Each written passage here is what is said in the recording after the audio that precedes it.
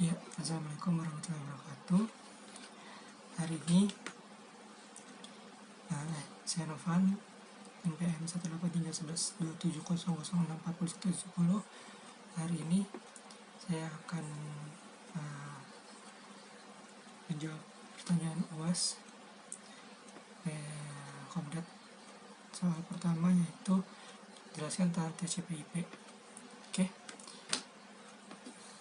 TCP/IP, protokol TCP/IP adalah perangkat lunak pada jaringan komputer atau networking software yang terdapat dalam sistem dan digunakan untuk komunikasi data dalam internet ataupun LAN yang terhubung ke internet.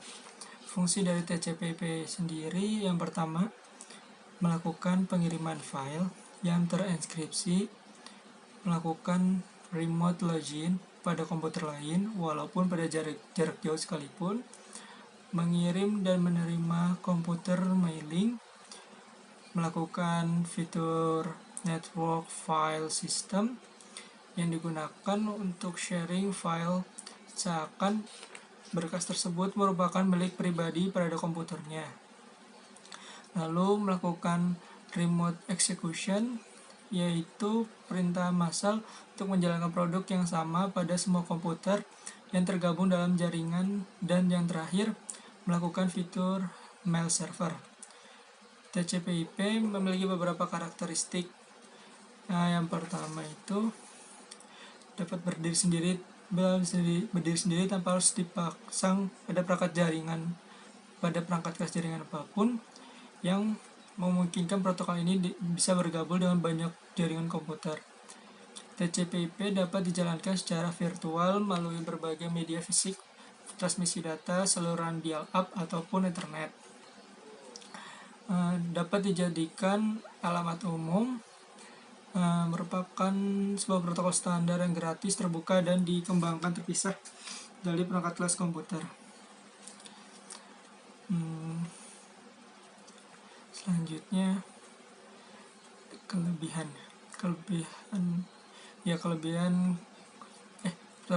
protokol TCP/IP itu memiliki beberapa lapisan.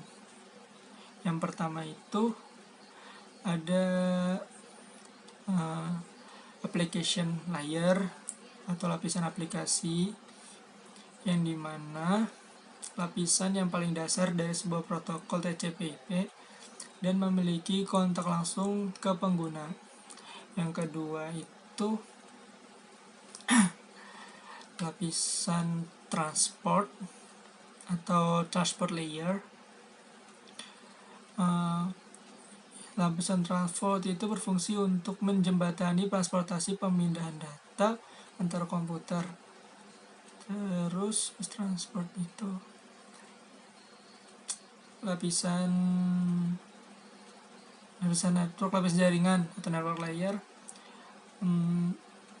Pada lapisan network itu protokol pada lapisan transport akan dikonversi menjadi sebuah IP address yang berguna untuk memasangkan antar komputer pada jaringan. Pada layar network akan terjadi pemecahan data agar bisa sesuai dengan besar media yang akan dilalui. Yang terakhir itu ada lapisan network interface atau network interface layer. Pada lapisan terakhir, protokol TCP/IP memiliki kontak langsung dengan hardware komputer. Dengan transmisi khusus, komputer memiliki kemampuan untuk mengirimkan paket data pada lapisan network melalui media kabel tembaga atau fiber optik, ataupun secara nirkabel atau wireless. Selanjutnya, subnetting. Kelebihan TCP/IP ada. Kelebihan TCP/IP itu yang pertama, sangat cocok digunakan untuk mengkoneksikan berbagai macam jaringan karena tidak terikat pada jenis perangkat keras khusus. Yang keduanya itu bisa digunakan untuk menghubungkan mesin-mesin dengan perangkat lunak serta bersifat open protokol standar. Dan yang ketiga itu mampu digunakan untuk mengidentifikasi jaringan TCP/IP lain dengan identitas yang berbeda walaupun sifatnya adalah global. dan memiliki tingkat konsistensi yang tinggi sehingga banyak penggunanya. Subnetting. Soalnya subnetting adalah teknik memecah network atau jaringan komputer menjadi beberapa subnetwork yang lebih kecil. Subnetting hanya dapat dilakukan pada IP address kelas A, kelas B, dan kelas C. Dan dengan teknik subnetting, maka suatu network dapat diciptakan beberapa network tambahan. Tetapi hal itu bisa mengurangi jumlah maksimum host yang ada dalam tiap network tersebut. Contoh perhitungannya seperti ini. Jadi ada tabel CIDR. Ini tabel classless inter-domain routing. Nah, tabel ini ada notasi binernya 1 sampai 0. Selanjutnya ada notasi slashnya. Habis itu ada subnet max yang akan jadi perhitungan.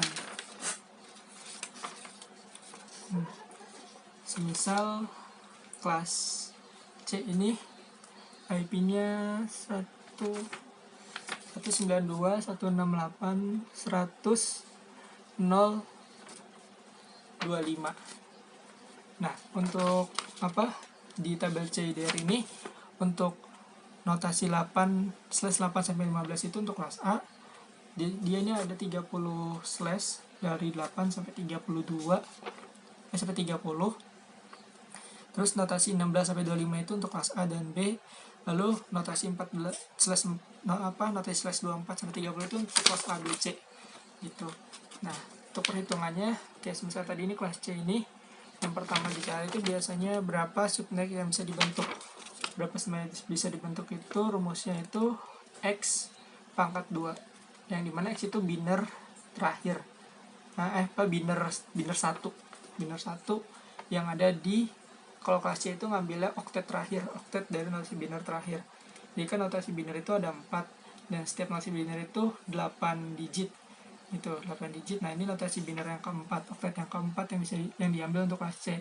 Dan di di subnet mask-nya kelas C ini kan 25 ya, slash 25. Nah, kita cari slash di sini subnet mask-nya berapa. 25 di sini subnet mask-nya itu 25 128, yang dimana binernya terakhirnya itu 0-nya 7 kali, 10000. Nah, X di sini itu adalah yang nilai binernya 1. Jadi di subnet terakhir itu nilai binernya kan, yang nilai biner 1 kan cuma 1.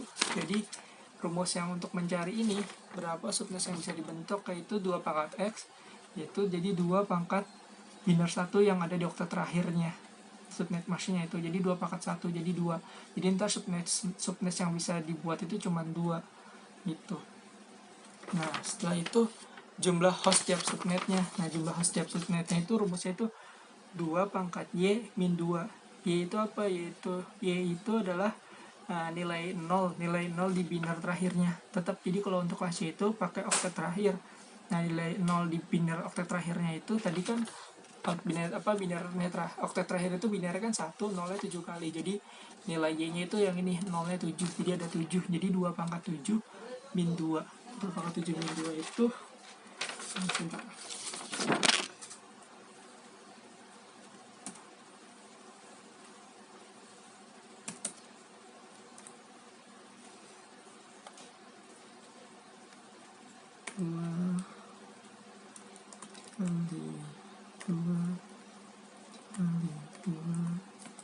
Kali 2 1, 2, 3, 4, 5, 6, 7, 128. 2 pangkat 7 128 dikurangi 2 jadi 125. Jadi jumlah hostnya jumlah host tiap subnetnya itu 125. Terus yang terakhir alamat atau block size yang dibentuk. Alamat atau block size yang dibentuk itu rumusnya 256 dikurangi subnet max-nya. Jadi 256 itu adalah perhitungan IPv4. Jadi alamat IPv4 itu kan 0 sampai 255. Kalau dihitung dari angka 0 itu ada sebanyak 256, ya kan? Nah, itu jadi 256 diambil dari situ dikurangi subnet masknya si /24 itu kan tadi kan 25 itu kan 255 128. Jadi 255 tadi 256 dikurangi subnet masnya sebenarnya 128. Jadi 256 dikurangi 128, nilai 128. Jadi hostnya tadi kan ada subnet yang dibentuk kan 2. Jadi subnetnya 0 sama 128 kayak gitu. Jadi itu 0.192.168.100. Terus yang itu 0. Nah, yang satu lagi 0.192.168.100.128. Jadi 128 sama 0. Oke. Selanjutnya yang kelas B. Yang kelas B ini rumusnya sama, cuman oktet yang diambilnya itu oktet ke-3 dan ke-4. Jadi kan tadi kan satu biner itu ada 4 oktet. Oktet pertama, kedua, ketiga, dan 4. Kalau C itu ambil oktet ke-4, kalau B itu ambilnya oktet ke-2 sama ke-4, kayak gitu. Dan untuk kelas B sendiri itu slashnya dari slash 16 sampai slash 30 gitu. Tapi kalau di saat dia pakai slash 2430, dia langsung bisa pakai yang kelas C nya gitu. Perhitungannya tetap sama, 2 pangkat X nya itu adalah nilai 1 dari binernya, tapi binernya diambil itu dari 2 oktet 3 sama 4 dijumlahin. Terus nilai ini juga sama dari oktet 3 sama 4 kayak gitu. Maka dari itu dia ntar jumlah hostnya itu akan lebih banyak, terus jumlah subnet yang terbentuk juga akan lebih banyak. Begitu pula dengan kelas A. Kelas A itu dia notisnya dari 8 sampai 30. Untuk yang 16 sampai 25 dia bisa pakai bisa menggunakan rumus yang B yang cuma mengambil 2 oktet terakhir, atau bisa menggunakan rumus yang C, biasanya gitu, mengambil 1 oktet terakhir, jadi perhitungannya sedikit gitu. Tapi kalau misalnya mau dihitung pakai oktet pakai yang kelas A itu, dia jadi ngambilnya 4 oktet sekaligus dari oktet 2, 3, 4 kayak gitu. Jadi jumlah subnetnya akan lebih banyak lagi. Jadi perhitungannya selanjutnya soal nomor 3.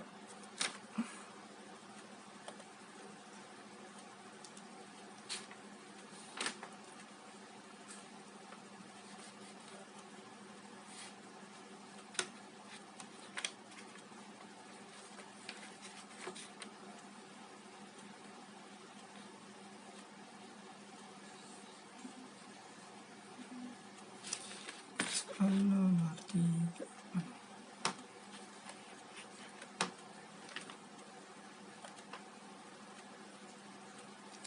Kita bicara tentang cloud computing. Ya. Cloud computing adalah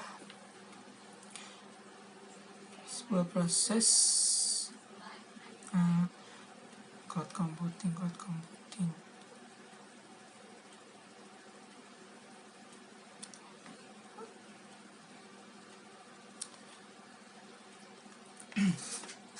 Selanjutnya ada cloud computing.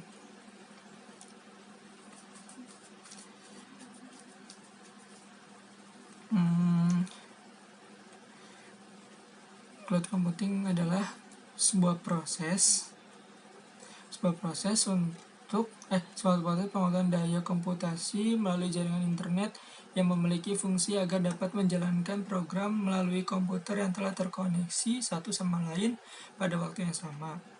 Cloud computing merupakan sebuah teknologi yang menjadikan internet sebagai pusat server untuk mengelola data dan jaringan dan juga aplikasi pengguna. Karakteristik dari cloud computing sendiri itu, yang pertama ada on-demand service, self-service. Itu pengguna dapat secara sepihak melakukan kustomisasi yang diperlukan tanpa berinteraksi dengan staf dari penyedia layanan. Yang kedua itu ada resource loading. Nah, sebuah cloud computing yang memungkinkan para pengguna yang terkoneksi dengannya untuk dapat menggunakan data secara bersamaan.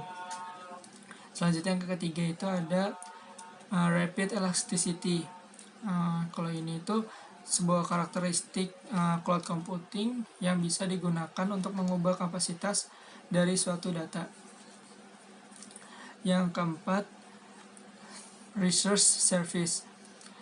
Sistem cloud dikontrol otomatis dan sumber daya dioptimalisasi dengan memanfaatkan kemampuan pengukuran pada level tertentu dari kesesuaian tipe layanan. Sumber daya dapat dimonitor, dikontrol, dan dilaporkan serta secara transparan bagi penyedia layanan dan bagi konsumer yang menggunakan layanan tersebut. Yang kelima yaitu broad network access. Jadi kemampuan yang tersedia dalam jaringan dan diakses melalui mechanical standar yang dapat digunakan oleh berbagai macam platform, mobile phone, tablet, laptop, dan workstation. Terus selanjutnya hack. Penjelasan lengkap terkait gangguan keamanan itu hacking. Hacking merupakan sebuah tindakan mengeksploitasi sistem komputer atau jaringan pribadi di dalam komputer untuk mendapatkan hak akses tidak sah atau memasuki jaringan tanpa persetujuan pengguna untuk mengendali penuh atas sistem keamanan jaringan komputer, mengubah fitur keamanan yang ada dari yang sederhana sampai yang kompleks, hingga untuk melakukan aktivitas berbahaya dengan menerapkan sejumlah metode untuk melakukan peretasan. Yang kedua itu phishing. Phishing adalah metode mencoba mengumpulkan informasi pribadi menggunakan surel atau situs web yang menipu. Tujuannya adalah untuk mencuri data sensitif seperti kartu kredit, informasi login secara detail, atau menginstal malware di mesin korban dengan cara menipu penerima email agar percaya bahwa pesan yang masuk itu adalah sesuatu yang mereka inginkan atau butuhkan atau dari permintaan dari bank mereka. Jadi mereka itu melakukan pembukaan, mengekliknya, seperti itu cara kerjanya. Yang ketiga, carding. Carding adalah ancaman keamanan web di mana penyerang menggunakan beberapa upaya paralel untuk mengotorisasi kredensial kartu kredit curian. Carding dilakukan oleh bot perangkat lunak yang dilakukan untuk melakukan operasi otomatis yang melalui internet. Tujuan dari carding adalah untuk mengidentifikasi nomor kartu secara detail yang dapat digunakan untuk melakukan pembelanjaan atau pembelian secara online. Yang terakhir itu defaced. Defaced itu adalah melakukan mengubah tampilan pada suatu website dengan cara menyisipkan file pada server website tersebut dan setelah itu melakukan DDoS attack biar korban itu tidak bisa melakukan apa-apa, layanannya akan selalu penuh. Seperti itu. Itu aja jawaban UAS ini. Terima kasih. Wassalamualaikum warahmatullahi wabarakatuh.